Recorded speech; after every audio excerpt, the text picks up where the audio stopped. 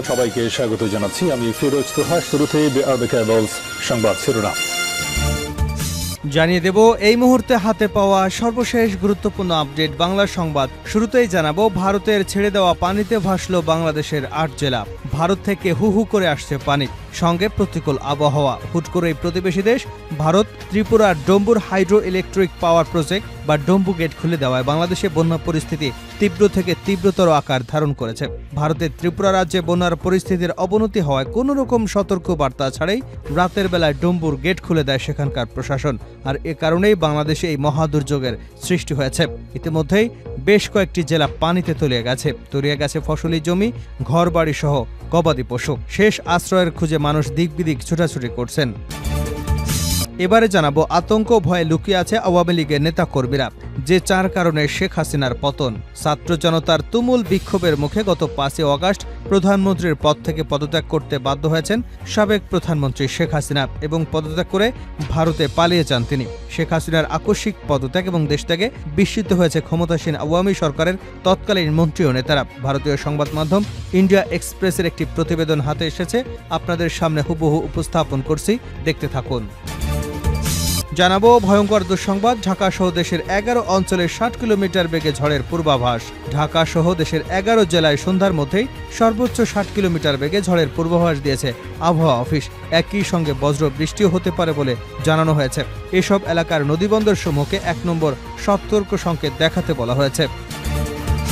এদিকে দেশবাসীর প্রতি জামায়াতের আমিরের বিশেষ বার্তা।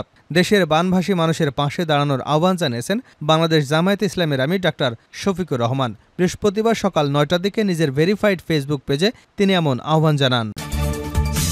এবারে জানাবো, বন্যার জন্য ভারতকে দায়ী করে কড়া সতর্কবার্তা সমন্বয়ক হাসনাতের। ভারতের উদ্দেশ্যে তিনি বলেছেন, আপনাদের যখন পানির প্রয়োজন হয় আপনারা পানি দিচ্ছেন না, আবার যখন পানির প্রয়োজনে আপনারা বাঁধ খুলে দিয়ে বন্যায় বাংলাদেশের মানুষকে সংকটের মধ্যে ফেলছেন। যারা আন্তর্জাতিকভাবে বাংলাদেশের সংস্কারকে এবং পুনর্গঠনকে বাধা দিতে চায় তাদের আমরা ফ্যাসিবাদের দোসর হিসেবে চিহ্নিত করতে চাই।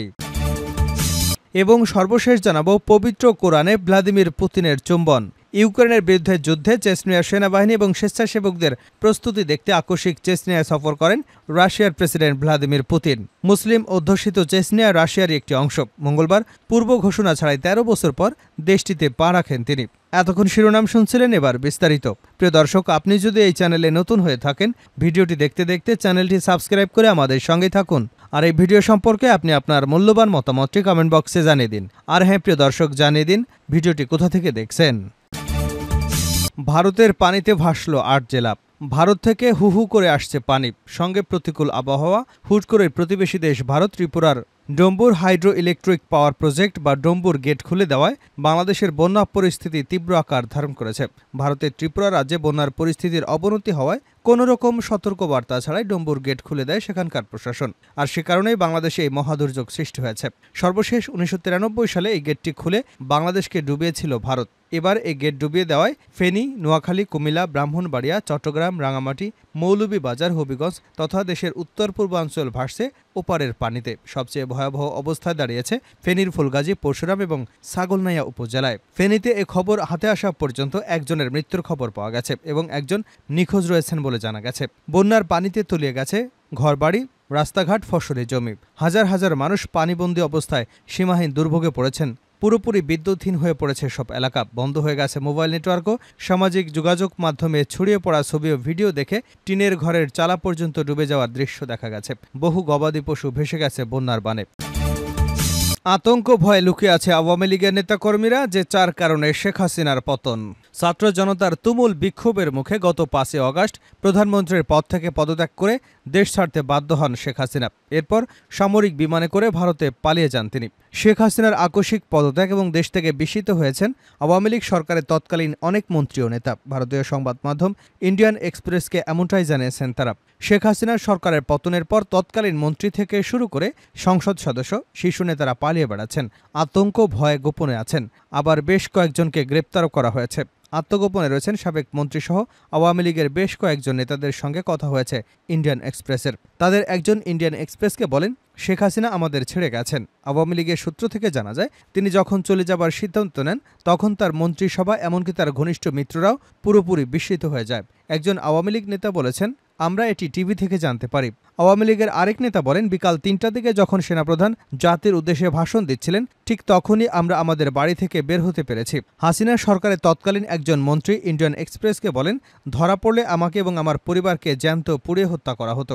শিক্ষার্থীদের বিক্ষোভে যে গুলি ছোড়া হয়েছে এ নিয়ে কয়েকজন নেতা দুঃখ প্রকাশ করেছেন। শেখ হাসিনা আমাদের কথা শুনতেন না বলেও দাবি এই নেতার। তিনি এজন্য আওয়ামী লীগের অভ্যন্তরীণ চক্রকে দায়ী করেছেন। ৪ জনের এই গ্যাং শেখ হাসিনাকে জনবিচ্ছিন্ন করে রেখেছে বলেও দাবি আওয়ামী লীগের এই নেতার। এই ৪ জনের মধ্যে রয়েছেন হাসিনা পুত্র সজীব ওয়াজেদ জয়, সালমান এফ রহমান, ওবায়দুল কাদের এবং তৎকালীন স্বরাষ্ট্রমন্ত্রী আসাদুজ্জামান খান। আওয়ামী লীগের এই নেতা ইন্ডিয়ান এক্সপ্রেসকে আরও বলেন, এই গ্যাং শেখ হাসিনাকে পতনের দিকে নিয়ে গেছে। তিনি এই ৪ জনকে অন্ধবিশ্বাস করতেন এবং অতীতে শেখ হাসিনার যে রাজনৈতিক সত্তা ছিল তা তিনি হারিয়ে ফেলেছেন। আমরা জনগণের ক্ষোভ বুঝতে পারতাম, কিন্তু তিনি আমাদের কথা শোনেননি, এমনটাই বলছেন আরেক নেতা। ঢাকা সহ দেশের ১১ অঞ্চলে ৬০ কিলোমিটার বেগে ঝড়ের পূর্বাভাস। ঢাকা সহ দেশের ১১ জেলায় সন্ধ্যার মধ্যে সর্বোচ্চ ৬০ কিলোমিটার বেগে ঝড়ের পূর্বাভাস দিয়েছে আবহাওয়া অফিস। একই সঙ্গে বজ্রসহ বৃষ্টিও হতে পারে বলে জানানো হয়েছে। এসব এলাকার নদীবন্দর সমূহকে ১ নম্বর সতর্ক সংকেত দেখাতে বলা হয়েছে। বৃহস্পতিবার সকাল ৯টা থেকে সন্ধ্যা ৬টা পর্যন্ত দেশের অভ্যন্তরীণ নদীবন্দরের জন্য দেওয়া আবহাওয়ার পূর্বাভাসে এ তথ্য জানানো হয়েছে।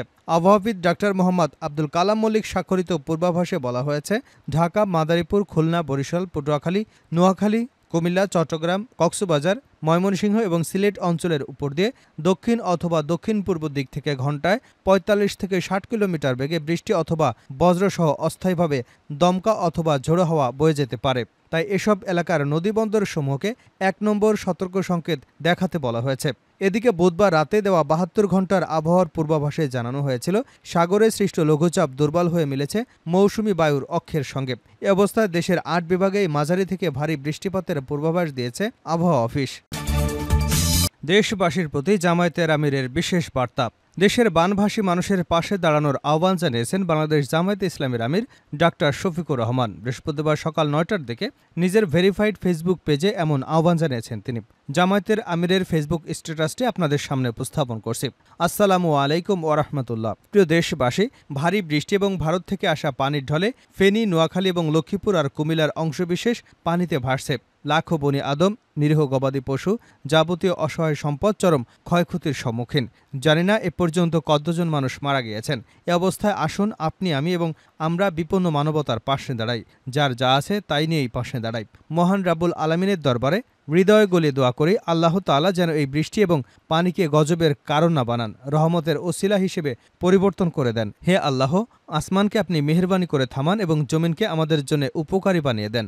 আমাদেরকে এই বিপদ থেকে আপনি রক্ষা করুন, আমাদের উপর রহম করুন, আমাদের ক্ষমা করুন, আমাদের দিকে আপনার সাহায্যের হাত বাড়িয়ে দিন। প্রিয় দেশবাসী, আমরা বিপন্ন ভাই বোনদের কাছে যাচ্ছি, ইনশাআল্লাহ আপনারাও আসুন এবং সাহায্যের হাত বাড়িয়ে দিন। শেষ করছি আন্তর্জাতিক সংবাদ দেব। পবিত্র কোরআনে ভ্লাদিমির পুতিনের চুম্বন। ইউক্রেনের বিরুদ্ধে যুদ্ধে চেচনিয়ার সেনাবাহিনী এবং স্বেচ্ছাসেবকদের প্রস্তুতি দেখে আকস্মিক চেচনিয়ায় সফর করেন রাশিয়ার প্রেসিডেন্ট ভ্লাদিমির পুতিন। মুসলিম অধ্যুষিত চেচনিয়া রাশিয়ার একটি অংশ। মঙ্গলবার পূর্ব ঘোষণা ছাড়াই ১৩ বছর পর দেশটিতে পা রাখেন পুতিন। সফরকালে রুশ প্রেসিডেন্ট চেচেন প্রজাতন্ত্রের রাজধানী গ্রোজনির একটি মসজিদে মুসলমানদের ধর্মগ্রন্থ পবিত্র কোরআনের একটি কপিতে চুম্বন করেন। এ সময় চেচেন নেতা রমজান কাদিরভও তার সঙ্গে ছিলেন। কোরআনের এই কপিটি মূলত স্বর্ণখচিত। এটি দেখার পর রাশিয়ার প্রেসিডেন্ট এতে চুম্বন করেন। এরপর রমজান কাদিরভ এবং সালামেজিয়েভ কোরআনকে জড়িয়ে ধরেন, ছবি তোলেন। মুফতি সালামেজিয়েভ হলেন মুসলিম অধ্যুষিত চেচনিয়ার সর্বোচ্চ ধর্মীয় নেতা এবং চেচেন প্রজাতন্ত্রের মুসলমানদের আধ্যাত্মিক প্রশাসনের চেয়ারপারসন। এদিকে রুশ প্রেসিডেন্ট ভ্লাদিমির পুতিন রাশিয়ার স্পেশাল ফোর্সেস ইউনিভার্সিটি প্রাঙ্গণে সেনাদের সঙ্গে কথা বলেছেন। পুতিন সেখানে বলেন, যতদিন পর্যন্ত আমাদের কাছে আপনাদের মতো মানুষ আছে, আমরা অবশ্যই অজেয়। তিনি আরও বলেন, নিজের স্বাস্থ্য জীবন বিপন্ন করা, এখানে নিরাপদ পরিবেশে বন্দুক চালনা করা আর যুদ্ধক্ষেত্রে নিজের স্বাস্থ্য জীবন বিপন্ন করা কখনই এক কথা নয়। কিন্তু আপনাদের অন্তরে পিতৃভূমিকে রক্ষা করবার একটা তাড়না আছে, আর আছে সেই অনুযায়ী সিদ্ধান্ত নেবার সাহস।